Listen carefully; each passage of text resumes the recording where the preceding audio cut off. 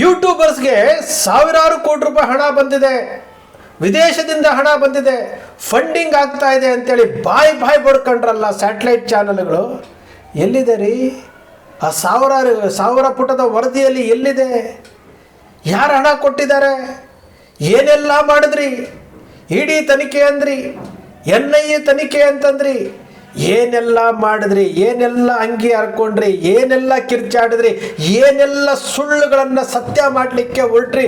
ಏನೆಲ್ಲ ಮಾಡಿದ್ರಿ? ಇವತ್ತು ನೀವು ಬೆತ್ತಲೆ ಆಗಿದ್ದೀರಲ್ಲ ಸ್ವಾಮಿ, ನೀವು ಬೆತ್ತಲೆ ಆಗಿದ್ದೀರಲ್ಲ. ಕಿಂಚಿತ್ತಾದರೂ ನಿಮಗೆ ಈ ಪ್ರಜಾಪ್ರಭುತ್ವದಲ್ಲಿ ಈ ಸಂವಿಧಾನ ಕೊಟ್ಟಿರುವಂತಹ ಹಕ್ಕನ್ನು ನಾವು ಬಳಸ್ಕೊಳ್ತಾ ಇದ್ದೇವೆ.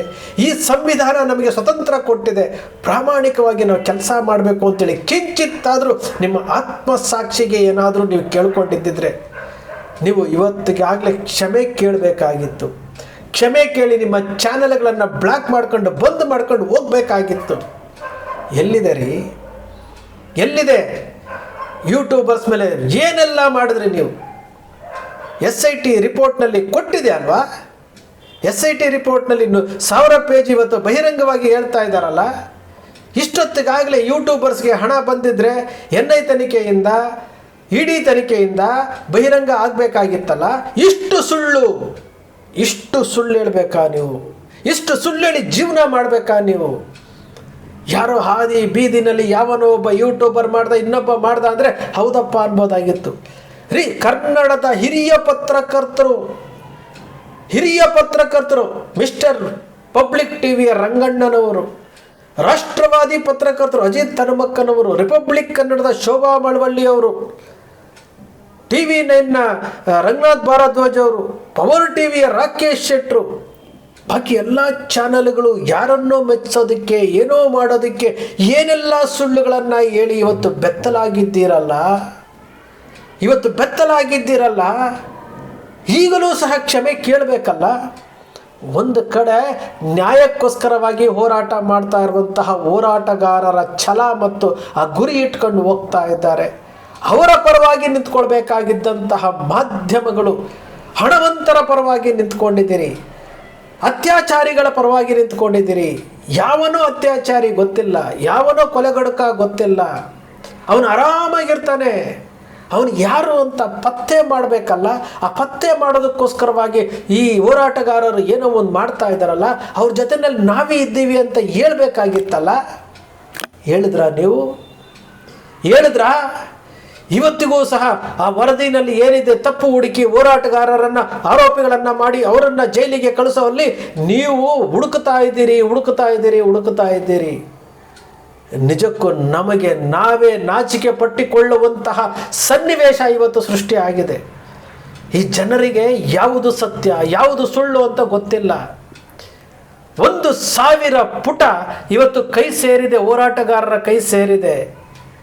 ಈ SIT ಅವರು ಏನೆಲ್ಲ ಫ್ಯಾಬ್ರಿಕೇಶನ್ ಬಿಲ್ಡಪ್ ಮಾಡಿದ್ದಾರೆ ಎಲ್ಲವೂ ಸಹ ಹೊರಗಡೆ ಬರುತ್ತೆ. ಜಯಂತ್ ಅವರು ಹೇಳ್ತಾ ಇದ್ದಾರಲ್ಲ, ಧನಂಜಯ್ ಅವರ ವಿರುದ್ಧ ನಾನು ಹೇಳಿಕೆ ಕೊಟ್ಟಿದ್ದೀನಿ ಅಂತೇಳಿ. ನ್ಯಾಯಾಲಯದ ಮುಂದೆ ಹೇಳ್ಬೇಕಲ್ಲ. ಪೊಲೀಸ್ನವ್ರು ಹೇಗೆ ಬೇಕಾದರೂ ಬರ್ಕೊತಾರೆ, ನ್ಯಾಯಾಲಯದ ಮುಂದೆ ಹೇಳ್ಬೇಕಲ್ಲ, ಸಾಬೀತುಪಡಿಸ್ಬೇಕಲ್ಲ. ಅಲ್ಲಿ ತನಿಖೆಯಲ್ಲಿ ಹೇಳ್ತಾರೆ ಧನಂಜಯ್ ಅವರು ಭಾಗಿಯಾಗಿರುವಂತಹ ಯಾವುದೇ ಸಾಕ್ಷ್ಯ ಇಲ್ಲ ಅಂತ ಹೇಳಿದಾಗ ಇದು ಸುಳ್ಳು ಅಂತ ಹೇಳ್ಬಿಟ್ಟು ಅನಿಸೋದಿಲ್ವೇನ್ರಿ? ಒಬ್ಬ ಸಾಮಾನ್ಯ ವ್ಯಕ್ತಿಗೆ ಅನಿಸುತ್ತೆ, ಈ SIT ಅವ್ರಿಗೆ ಅನ್ನಿಸ್ತಾ ಇಲ್ವಾ? ಏನ್ರಿ ಇದು? ಯಾವ ಸ್ಥಿತಿಗೆ ತೆಗೆದುಕೊಂಡು ಹೋಗ್ತಾ ಇದ್ದಾರ್ರಿ? ನ್ಯಾಯ ಕೇಳೋದೇ ತಪ್ಪೇನ್ರಿ? ನ್ಯಾಯ ಕೇಳೋದೇ ತಪ್ಪ ಈ ದೇಶದಲ್ಲಿ? ಒಬ್ಬ ಸಂಸದರ ಲೆಟರ್ ಬರೀತಾರೆ, ಕೋಟಾ ಶ್ರೀನಿವಾಸ್ ಪೂಜಾರರು ಲೆಟರ್ ಬರೀತಾರೆ, ಗೃಹ ಇಲಾಖೆಗೆ ಲೆಟರ್ ಬರೀತಾರೆ. ನಮ್ಮ ವಚನಾನಂದ ಸ್ವಾಮೀಜಿಯವರು ಅವರ ಪಟಾಲಂ ದೆಹಲಿಗೆ ಹೋಗುತ್ತೆ, ಅಮಿತ್ ಶಾನ ಭೇಟಿ ಮಾಡುತ್ತೆ, NIA ತನಿಖೆಗೆ ಆದೇಶ ಮಾಡಿ ಅಂತ ಹೇಳುತ್ತೆ. ಇವರೆಲ್ಲ ಎಲ್ಲಿ ಹೋದ್ರಿ? ವಚನಾನಂದ ಸ್ವಾಮೀಜಿಗಳ ಎಲ್ಲಿ ಹೋದ್ರಿ? ವೀರಶೈವ ಲಿಂಗಾಯತ ಪೀಠದ ಅಧ್ಯಕ್ಷರಾಗಿರುವಂಥ ವಚನಾನಂದ ಸ್ವಾಮೀಜಿಗಳೇ ಎಲ್ಲಿ ಹೋಗಿದ್ರಿ ಸ್ವಾಮಿ? ಫ್ರೀಡಮ್ ಪಾರ್ಕಲ್ಲಿ ಕುತ್ಕೊಂಡು ಭಾಷಣ ಮಾಡಿ ದೆಹಲಿಗೆ ಹೋಗಿ ಅಮಿತ್ ಶಾ ಅವ್ರನ್ನ ಭೇಟಿ ಮಾಡಿ NIA ತನಿಖೆ ಮಾಡಿ ಅಂತ ಹೇಳ್ಬಿಟ್ಟು ಇಡಿ ತನಿಖೆ ಮಾಡಿ ಅಂತೇಳಿ ಏನು ಒಂದು ಮನವಿಯನ್ನು ಕೊಟ್ಟು ಬಂದ್ರಲ್ಲ, ಎಲ್ಲಿ ಹೋದ್ರಿ? ಆ ವಜ್ರದೇಹಿ ಸ್ವಾಮೀಜಿ ಅಂತ ಹೇಳ್ಬಿಟ್ಟು TV ನಲ್ಲಿ ಕುತ್ಕೊಂಡು ಯಾವಾಗಲೂ ಹಿಂದುತ್ವದ ಬಗ್ಗೆ ಮಾತನಾಡ್ತಾ ಇರ್ತಾರಲ್ಲ, ಹೆಣ್ಣು ಮಕ್ಕಳಿಗೆ ಅವ್ರ ಮುಂದೆನೇ ಅನ್ಯಾಯ ಆದರೂ ಬಾಯಿ ತೆರೆದೇ ಇರುವಂತಹ ಅವರು ಎಲ್ಲಿ ಹೋದರು ರೀ? ಈ ಧರ್ಮ ಸಂರಕ್ಷಣೆ ಸಭೆ ಅಂತೇಳಿ ನಾವು ಮಾಡಿದ್ದೇ ಮಾಡಿದ್ದು ಜನರನ್ನ ಕರ್ಕೊಂಬಂದು ಕೂರಿಸಿದ್ದು ಎಲ್ಲಿ ಹೋದರು? ಎಲ್ಲಿ ಬಂತು ಯೂಟ್ಯೂಬರ್ಸ್ಗೆ ಹಣ? ಎಲ್ಲಿ ಬಂತು? ಇಡಿಯಿಂದ ತನಿಖೆ ಆಗಿಲ್ಲ, NIAಯಿಂದ ತನಿಖೆ ಆಗಿಲ್ಲ, SITನಲ್ಲಿ ರಿಪೋರ್ಟ್ ಇಲ್ಲ ಅಂತಂದರೆ ನೀವು ಮಾಡಿದ್ದಷ್ಟು ಸುಳ್ಳು ಅನ್ನೋದು ಸಾಬೀತಾಯ್ತಲ್ವಾ? ವಕೀಲರುಗಳು ಹೇಳ್ತಾ ಇದ್ದಾರೆ, ದೊರೆ ರಾಜ್ ಅವರು ಹೇಳ್ತಾರೆ, ಇದು 1000 ಪುಟದಲ್ಲಿ ಫ್ಯಾಬ್ರಿಕೇಶನ್ ಆಗಿದೆ ಅಂತ ಹೇಳ್ತಾರೆ. ಒಬ್ಬ ಹೋರಾಟಗಾರ ಒಬ್ಬ ಬುರುಡೆ ತೆಗೆದುಕೊಂಡು ದೆಹಲಿಗೆ ಸುಪ್ರೀಂ ಕೋರ್ಟ್ಗೆ ಹೋಗಿ ಆ ಸುಪ್ರೀಂ ಕೋರ್ಟ್ಗೆ ಬುರುಡೆ ತಗೊಂಡೋಗಿದ್ದು ತನಿಖೆ ಆಗಬೇಕು ಅಂತ ಕೇಳ್ತಾರೆ ಅಂತಂದರೆ ಯಾವನಾದರೂ ತಪ್ಪು ಮಾಡಿದವನು ಬುರುಡೆ ತಗೊಂಡು ಸುಪ್ರೀಂ ಕೋರ್ಟ್ಗೆ ಹೋಗ್ತಾರೆ ಅನ್ರಿ? ಒಂದು ಸಣ್ಣ ವಿಚಾರವನ್ನು ಯೋಚನೆ ಮಾಡುವಂಥ ಶಕ್ತಿ ಇಲ್ಲದವರು ನೀವು. ಯಾರಾದರೂ ಹೇಳ್ತಾರೇನ್ರಿ? 2 ವರ್ಷಗಳಿಂದ ಚಿನ್ನಯ್ಯ ನಾನು ಹೂತು ಹಾಕಿದ್ದೀನಿ, ನಾನು ಮೇಲೆ ಎತ್ಕೊಡ್ತೀನಿ ಅಂತೇಳಿ ಹೋರಾಟಗಾರರ ಜೊತೆ ಸಂಬಂಧ ಇಟ್ಕೊಂಡಿರುವಂಥ ಚಿನ್ನಯ್ಯ ಮಾತನಾಡಿರುವಂತಹ ವಿಡಿಯೋಗಳು ಎಲ್ಲವೂ ಸಹ ಸಾಕ್ಷಿ ಅಲ್ವೇನ್ರಿ ಇವು? ಆ ದೇವರ ನ್ಯಾಯಪೀಠದಲ್ಲಿ ನಾವು ದೇವರಿಗಾದರೂ ಎದುರಬೇಕಲ್ಲ? ಯಾವ ಇದಕ್ಕೆ ಹೋಗ್ತಾ ಇದ್ದೀವಿ ನಾವು? ಇಡೀ ದೇಶವನ್ನು, ಇಡೀ ರಾಜ್ಯವನ್ನು, ಇಡೀ ಸತ್ಯವನ್ನು ಸಾಯಿಸ್ತಾ ಇರುವಂಥದ್ದು, ಸತ್ಯದ ಹಾದಿಯನ್ನು ತಪ್ಪಿಸ್ತಾ ಇರುವಂಥದ್ದು ಇದೇ ಸ್ಯಾಟಲೈಟ್ ಚಾನಲ್ಗಳು. ಕಿಂಚಿತ್ತಾದರೂ ನಿಮಗೆ ಈ ಸ್ವಾಭಿಮಾನಿಯಾಗಿ ಈ ಸ್ವತಂತ್ರ ಭಾರತದಲ್ಲಿ ನಮಗೆ ಈ ಸ್ವತಂತ್ರ ಕೊಟ್ಟಿದ್ದಾರೆ, ಈ ಸ್ವತಂತ್ರವನ್ನು ಬಳಸ್ಕೊಂಡು ನ್ಯಾಯದ ಪರವಾಗಿರುವಂಥವ್ರ ಪರವಾಗಿ ನಿಂತ್ಕೊಳ್ಬೇಕು. ಒಂದು ವೇಳೆ ಇವರು ಏನಾದರೂ ಪ್ರಾಮಾಣಿಕವಾಗಿ ಕೆಲಸ ಮಾಡಿದ್ದಿದ್ರೆ ಮಾಧ್ಯಮದವರು ಇಷ್ಟೊತ್ತಿಗಾಗಲೇ ನ್ಯಾಯ ಸಿಗ್ತಾ ಇತ್ತು ರೀ. ಒಬ್ಬ ಸೌಜನ್ಯ ಹೋರಾಟ ಅಲ್ಲ ರೀ ಇದು. 100 ಹೆಣಗಳಿಗೆ ಇಷ್ಟೊಂದು ಅನ್ಯಾಯ ನಡೀತಿದ್ರೂ ಸಹ ಯಾರೊಬ್ಬರು ಬಾಯಿ ತೆಗಿತಾ ಇಲ್ಲಲ್ಲ. ಇನ್ನೂ ಸಹ ತಪ್ಪುಗಳನ್ನು ಹುಡುಕ್ತಾ ಇದ್ದೀರಲ್ಲ ನೀವು, ಯಾವ ಸಂದೇಶ ಕೊಡ್ತಾ ಇದ್ದೀರಿ? ಪಬ್ಲಿಕ್ ಟಿವಿಯ ರಂಗಣ್ಣ ಯಾವ ಸಂದೇಶ ಕೊಡ್ತಾ ಇದ್ದೀರಿ? ಯಾವ ಸಂದೇಶ?